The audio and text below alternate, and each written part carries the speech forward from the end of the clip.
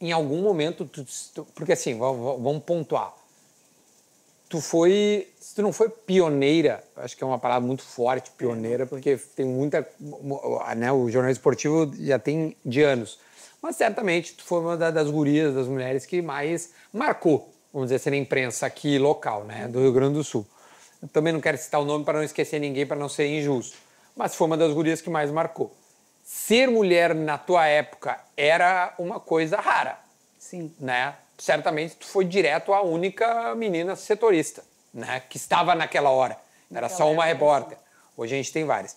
Como era ser uma mulher nessa época de início dos anos 2000 e entre 2010, trabalhando com futebol? Eu só entendi, Duda, quando eu cheguei aqui em Porto Alegre, que era uma caminhada difícil. Porque desde que eu me conheço por gente, desde criança, minha família frequenta futebol da várzea, né? Uhum. Aquele futebol do bairro, futebol da vila, onde os atletas eram os moradores do bairro, as famílias todas viviam nos domingos, nos sábados, na beira do campo. A minha mãe era rainha de um time, meu pai era titular de outro. Então, assim, era uma integração. A minha vizinha lavava os fardamentos. Então, onde eu cresci, no bairro que eu cresci lá em Novo Hamburgo, todo mundo vivia o futebol. Todas as mulheres. Quando a minha mãe não ia no jogo, quem cuidava de mim era a esposa do outro jogador. Quando nenhuma esposa do jogador ia no jogo porque estava chovendo, estava frio, eu sentava no banco de reservas e esperava meu pai jogar junto com os outros jogadores. O campeonato amador lá da cidade. Então, assim, sempre teve espaço para as mulheres onde eu cresci. Nunca foi...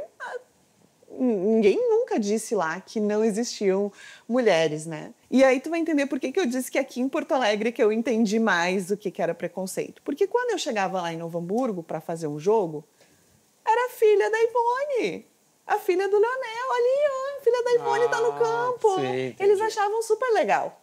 Olha que legal, a filha da Ivone, tá na rádio. Chegava no estádio, tinha um bolo. Era um ambiente muito familiar. Tinha um sanduíche, tinha um cafezinho quente, estava frio. Era famílias. As pessoas que estavam na arquibancada ali, todo mundo conhecia todo mundo. Então não tinha assim, ela fez errado. Olha a voz dessa guria. Ai, como ela fez, não entende nada de futebol. Não existia isso. Era tudo muito tranquilo, muito, sabe, fácil de fazer. Deve ter sido um baque para ti, então.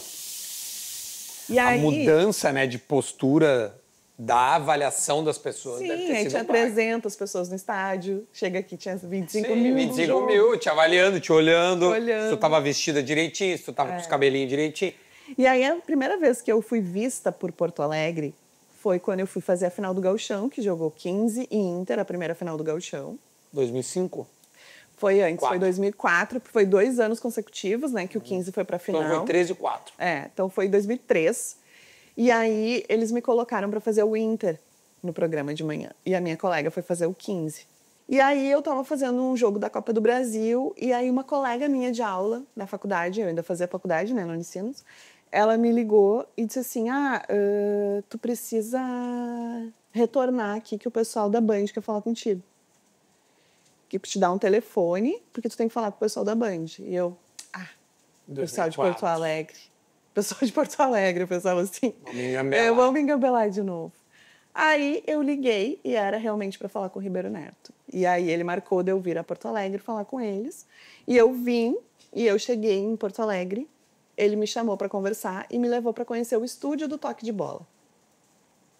Eu fui conhecer o estúdio do Toque de Bola. Que hoje é o Donos da Bola. Isso. Eu não sabia como é que era a televisão, eu sempre fiz rádio, né? Eu não fazia ideia como é que era uma televisão. E aí ele sentou comigo lá no estúdio e começou a fazer perguntas. Começou a perguntar do 15, começou a perguntar da dupla Grenal, mas eu achava que eu estava conversando com ele.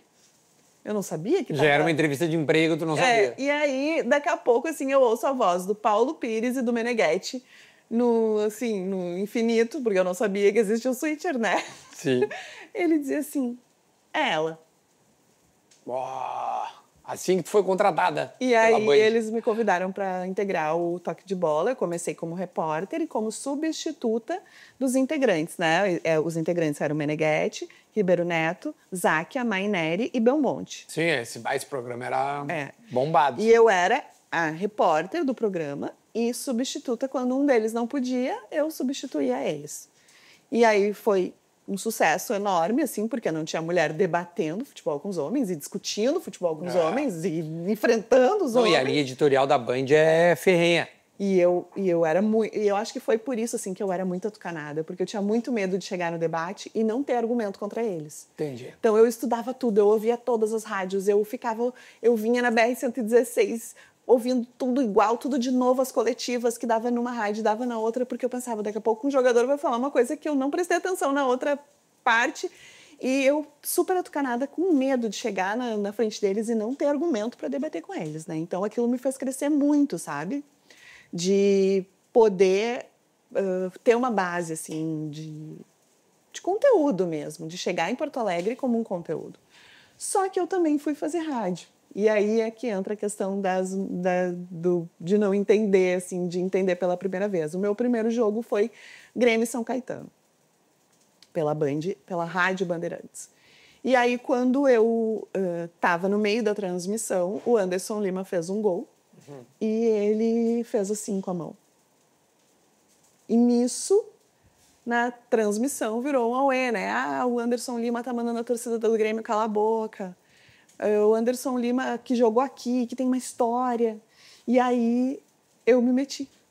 E eu, na verdade, tinha que ser acionada, né? Mas como no interior todo mundo falava todo mundo junto, eu tava chegando em Porto Alegre, eu tava aprendendo ainda como era a transmissão aqui, né?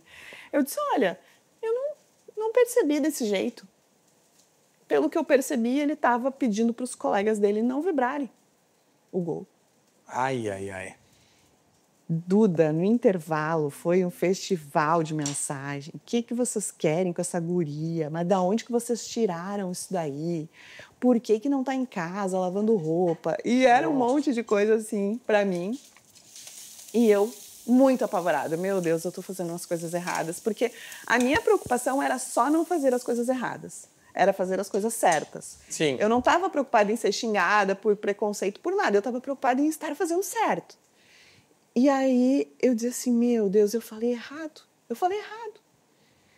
E aí, na volta do intervalo, o Cristiano Silva pegou o Anderson dele. E aí ele disse assim, ô Anderson, fala aí do teu gol, que tu botou a mão para a torcida do Grêmio, né? Ficar quieta. E aí o Anderson Lima disse assim, jamais. Eu tenho o maior respeito pela torcida do Grêmio. A história que eu construí aqui, os anos que eu joguei aqui, eu nunca vou desrespeitar a torcida do Grêmio. O que eu estava pedindo era para os meus companheiros não vibrarem. E aí eu fiquei quieta, assim, porque eu vi que eu acertei. A minha questão era saber que eu tinha acertado, não era nada mais, entendeu? Sim.